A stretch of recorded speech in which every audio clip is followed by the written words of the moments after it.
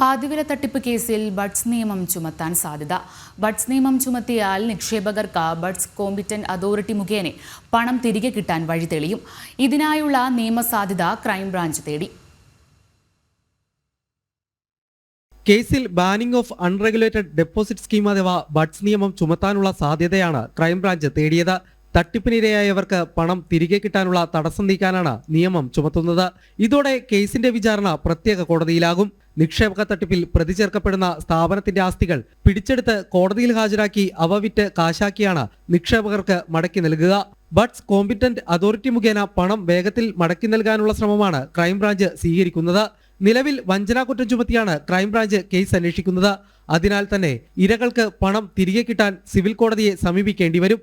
അല്ലെങ്കിൽ ജാമ്യാപേക്ഷയുമായി പ്രതികൾ ഹൈക്കോടതിയെ സമീപിക്കുമ്പോൾ നിക്ഷേപകർക്ക് പണം നൽകാമെന്ന് ഉറപ്പു നൽകണം. ഇത് കോടതിയും അംഗീകരിക്കണം. കോടതിക്ക് മധ്യസ്ഥനെ നിയോഗിച്ച് ഇരകളിൽ നിന്നും രേഖകൾ വാങ്ങി നഷ്ടപ്പെട്ട പണം മടക്കി നൽകാനും ശ്രമിക്കാം. ഇതിനെല്ലാം പ്രതികളുടെ സഹകരണം നിർണായകമാണ്. അതിന് സാധ്യത കുറവാണെന്നാണ് ക്രൈംബ്രാഞ്ച് വിലയിരുത്തൽ.